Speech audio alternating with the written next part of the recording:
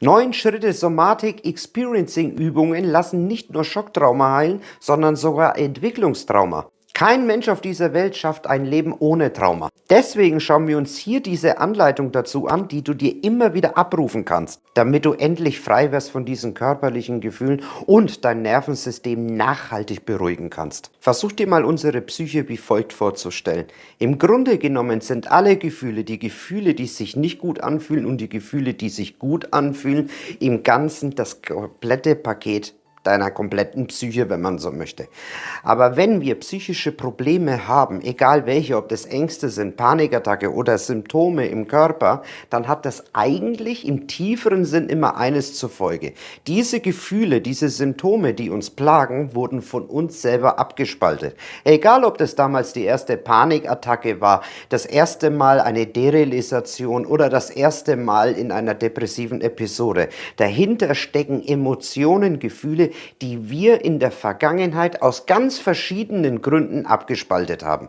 Wenn wir das Wort Trauma hören, dann ist es irgendwie immer so in Verbindung mit den schlimmsten und schrecklichsten Dingen, die einem Menschen überhaupt widerfahren kann. Aber so ist es nicht immer. Jeder Mensch hat so seine ganz kleinen Traumaten überall drin. Und wenn das nur die erste Panikattacke war, man könnte da schon sagen, dass das eine Art Trauma ist. Denn weißt du nämlich wieso? Du fängst danach an, dieses Gefühl der Panik abzuspalten, wie gerade schon gesagt, willst es nicht mehr haben, willst es nicht mehr spüren, willst es nicht mehr fühlen und nach der Zeit zeigt sich das dann im Körper. Es kommen andere Symptome, wie zum Beispiel die Derealisation, Depersonalisation etc. Herzrasen, man fühlt sich neben sich stehen, Brain Fog oder es kommt später dann zu Folgeerkrankungen wie Depressionen etc. Also du siehst schon, es hat nicht immer etwas damit zu tun, dass du im Krieg warst oder sonst irgendwas. Es sind sehr, sehr oft die kleinen Dinge im Leben, die objektiv für die anderen immer so sind, das war doch gar nicht so schlimm, aber für dich war dieser Moment von den Gefühlen, die Gefühle der Ohnmacht, die du vielleicht dabei erlebt hast, wo wir im Laufe dieses Videos noch dazukommen, wie wir Ohnmacht umwandeln können. Das war für dich in diesem Moment der Punkt, wo du gesagt hast, das war für mich die Hölle. Psychische Störungen haben etwas sehr Perfides an sich. Wenn wir immer länger unter diesen Emotionen und Gefühlen leiden, dann kriegen wir irgendwann mal früher oder später das subjektive Gefühl, ich bin gar nicht mehr selbstwirksam. Man neigt dann auch öfters dazu, dass man in eine Opferrolle geht und sagt, ich bin das Opfer meiner eigenen Gefühle und meiner eigenen Gedanken und meiner ganzen körperlichen Symptomatik. Und deswegen ist es so wichtig, dass wir wieder Selbstwirksamkeit in uns erlangen, um diese ganzen Gefühle nachhaltig aufzulösen. Und da helfen diese 9 Übungen jetzt dir, das jeden Tag, wenn du möchtest, jeden Tag sogar anwenden kannst, weil wenn du es immer wieder wiederholst, kannst du immer tiefer in verschiedenen Themen hineingehen und diese Symptome nachhaltig auflösen. Das Tolle daran ist, dass das eine komplette Körper- und psychische Arbeit im Ganzen ist. Und im ersten Schritt fängt man an mit der Vorbereitung. Die Vorbereitung ist sehr, sehr wichtig. Du brauchst in der Vorbereitung einen geschützten Raum. Ich habe damals immer mein Schlafzimmer genommen, habe die Tür zugemacht und einfach abgeschaltet. Ruhe. Du brauchst einen geschützten Raum. Am besten, wenn du wirklich bei dir zu Hause bist. Da ist ja meistens eher mehr so das Urvertrauen und da bist du einfach in Ruhe. Du setzt dich idealweise in einen Schneidersitz hin und bist einfach in Ruhe. Das Ganze sollte vor allem, wenn du damit anfängst, später dann mal nicht mehr, wenn du weitere Themen ansprechen möchtest, aber am Anfang auf jeden Fall, wenn du das erste Mal anfängst mit den Übungen, tatsächlich 30 Minuten, eine halbe Stunde sein, wirklich. Eine halbe Stunde Ruhe. Ist eine lange Zeit, aber es lohnt sich. Vielleicht kennen einige dieses Wort Anamnese vom Psychologen, wo man dann immer alles ausfüllen muss, was hat man für Symptome etc. Hey, ab heute bist du dein eigener Psychologe. Du tust dich selber therapieren. Du brauchst keinen Psychologen. Du brauchst nur dich selber. Du nimmst jetzt einen Anamnesebogen, wenn man so möchte, und schreibst dein Thema auf. Du schreibst dein Thema auf. Ganz gleich, ob das in der Vergangenheit irgendeine Erfahrung war oder etwas, was du erlebt hast oder schlimme Erlebnisse etc. Oder ob es einfach nur Gefühle sind, körperliche Symptome, die sich zeigen in Herzrasen, Derealisation, Panikgefühle, innere Unruhe, Stress, neben sich stehen etc. Du schreibst das alles auf einen Stift und einen Zettel auf. Lass dir in dieser Zeit auch wirklich Ruhe. Wo sind die körperlichen Signale etc.? Wo befinden sie sich und wo weißt du höchstwahrscheinlich schon von vornherein, dass das morgen wieder passieren könnte, wenn du wieder aufstehst in der Früh, wieder diese innere Unruhe. Ganz egal, welche Dinge es sind, du schreibst sie ganz in Ruhe alles miteinander auf. Als nächstes fängst du jetzt an, die körperlichen Signale, die dein Körper dir zeigt, mindestens 15 Minuten zu halten. Das heißt, voll hineinzufühlen. Und jetzt hör mir zu. Es ist völlig normal, mach dir da bitte keine Schuldgefühle oder sonst irgendwas. Es ist völlig normal, dass in dieser Situation Widerstände hochkommen. Es kann sogar sehr gut möglich sein, dass du das Gefühl hast, ich kann diese Emotionen nicht aushalten, ich muss irgendwie meinen Fokus ändern und auf irgendwas anders richten. Das ist völlig normal, das passiert jedem Menschen. Wichtig zu wissen ist aber nur eines: Sollte dir das passieren, dass du das nicht 15 Minuten halten kannst, dann brauchst du mit den nächsten Übungen dann erstmal nicht weitermachen, weil es würde dann zu keinem Erfolg führen. Es würde wirklich keinen Erfolg haben. Am besten ist es, dass du dann an diesem Tag sagst, gut, ich verzeih mir, ich schaffe es nicht, den Widerständen zu widerstehen, wenn man so möchte, sondern eigentlich die Widerstände auch wiederum anzunehmen und zu akzeptieren. Deswegen, wenn ich das heute nicht schaffe, mache ich einfach morgen wieder von vorne an und fange wieder mit den 30 Minuten Ruhe an und gehe wieder die Schritte weiter.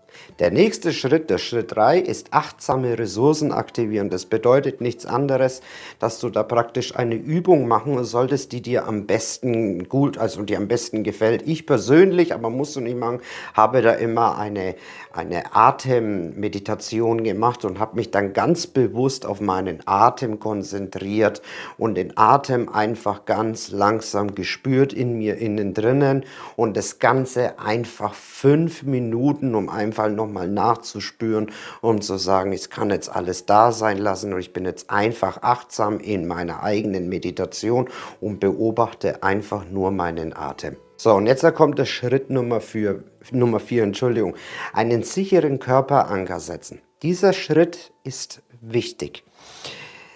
Hier kannst du irgendeinen Anker setzen, das ist egal. Also ich persönlich habe da immer meine Füße genommen, weil die eigentlich fast immer sehr neutral sind und sie im Kontakt mit dem Boden sind. Und dann habe ich meine Aufmerksamkeit, also diesen Anker gesetzt, das ist ein sicherer Anker, das ist praktisch dein Anker, wenn irgendetwas nicht klappen würde oder das Gefühl zu stark wird oder die Körpersignale zu stark werden, dann kann ich mit meiner Aufmerksamkeit immer zu dem Anker zurück. Nehmen wir jetzt zum Beispiel, wie bei mir der Fall war, die Füße. Du kannst zum Beispiel einfach mal ganz kurz auch in diesem Video mal diese Übung ganz kurz selber ausführen und du wirst merken, es klappt sofort. Sei einfach mal ruhig, ganz gelassen. Du brauchst auch nicht irgendwie jetzt die Augen schließen, das ist nicht notwendig. Wichtig ist einfach nur, dass du deine Aufmerksamkeit auf deine Füße richtest und den Boden. Und schon hast du doch die Aufmerksamkeit. Und der Reiz ist neutral, richtig? Er ist neutral. Er setzt ja keine schlimmen Gefühle wie Panik aus, wenn ich meine Fokussierung auf meine Füße habe. Also, es ist alles neutral. Oder vielleicht fühlt es sich auch positiv an. Das ist egal. Es darf neutral sein oder positiv, dass es für dich gut sich anfühlt. Hauptsache, es ist nicht in Verbindung mit deinem Thema, das du in der Anamnese geschrieben hast. Das ist völlig neutral. Also, setze dir diesen Punkt und sei dir einfach in deinem Gedächtnis bewusst, ich habe immer diesen Punkt an den Füßen, an den ich zurückkehren kann. Und jetzt wird es spannend. Im nächsten Schritt tun wir die Traumasignale pendeln. Was bedeutet pendeln? Pendeln bedeutet, wir wechseln zwischen dein Thema, das du dir aufgeschrieben hast, was dein Thema ist. Du erinnerst dich noch am Punkt Nummer 2, also diesen Symptomen, diesen Gefühlen und den Anker. Eine Sache ist wichtig, sie ist sehr wichtig. Dein Bewusstsein versteht da einfach besser dann darunter, welche Gefühle es sind. Benenne die Gefühle der Traumatisierung. Was haben die Gefühle für einen Namen? Wenn wir Gefühle benennen, dann sind sie einfach greifbarer. Hat einfach mehr Substanz. Also, ja, ich hab ein blödes Gefühl, mir geht scheiße, wie viele Menschen sagen. Na, es ist nicht scheiße. Was ist es denn für ein Gefühl? Ja, ich glaube, man nennt es Angst. Ist es Angst? Ist es Angst? Dann benenne das Gefühl der Angst. So, du benennst es und jetzt wird es schwierig, aber es ist machbar. Fang erst mal langsam an. Du bist jetzt in deinem Anker mit deiner Fokussierung in den Füßen.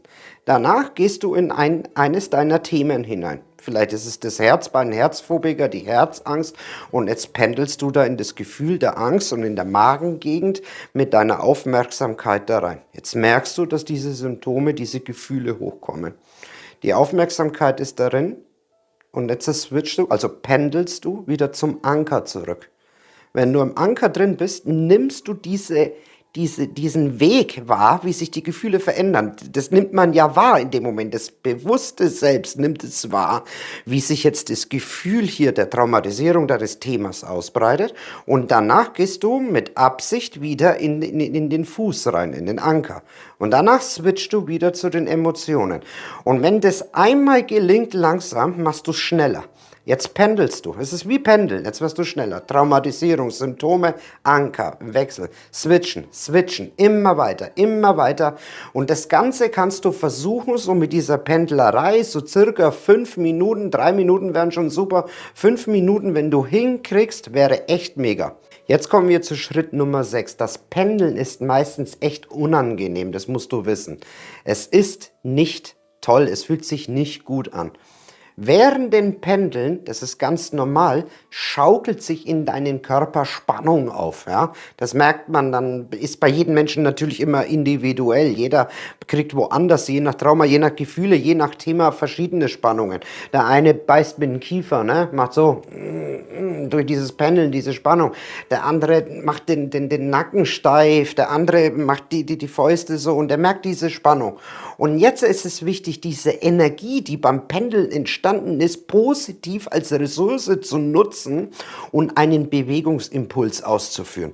Im besten Falle ist der schon von alleine entstanden, der Bewegungsimpuls durch dieses Pendeln, dass man jetzt gesagt hat, ich musste so machen oder ich musste irgendwelche Bewegungen und Gefühle machen. Sollte das nicht passiert sein, da helfen dann dir sogenannte Suggestionen.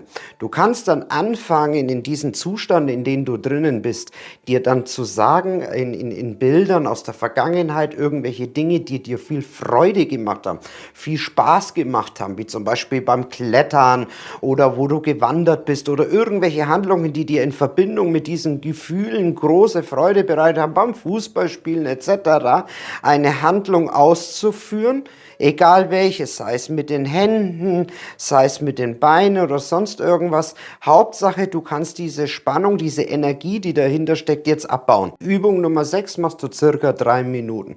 Und jetzt kommen wir zu Übung Nummer 7. Das sind die Mikrobewegungen. Das ist praktisch dasselbe wie gerade auch, nur stell dir das so vor, es soll in Zeitlupe geschehen. Extrem langsam. Koordiniert und beobachtend. Du fängst an, deine Finger ganz langsam zu bewegen. Also ich habe immer die Finger genommen, du kannst natürlich auch den Kopf nehmen, die Zehen oder sonst irgendwas. Aber du machst es ganz langsam und beobachtest es. Sehr, sehr langsam. Und das Ganze machst du dann auch nochmal circa so zwischen 3 und 10 Minuten. Ich habe es immer so circa 5 Minuten gemacht. So, und da sind wir jetzt bei Schritt Nummer 8, die Selbstorganisation, die so circa 3 Minuten geht.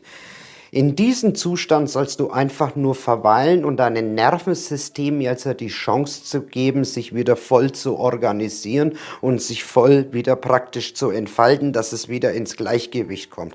Dabei solltest du deine Aufmerksamkeit unter anderem auf den Anker setzen, auf dein Thema, also die ganze Aufmerksamkeit aufs Thema, auf den Anker setzen, auf die Gefühle, die entstanden sind, aber auch das Pendeln, aber auch die Spannung. Du gehst einfach nochmal inne und tust alles komplett, deine Aufmerksamkeit auf alles richten, so dass praktisch Parasympathikus und Sympathikus in diesem Moment wieder ins Gleichgewicht kommen können. Der 9. Schritt ist die Reflexion. Die Reflexion ist wie folgt. Du nimmst dir jetzt nochmal einen Stift und einen Zettel und tust alles reflektieren.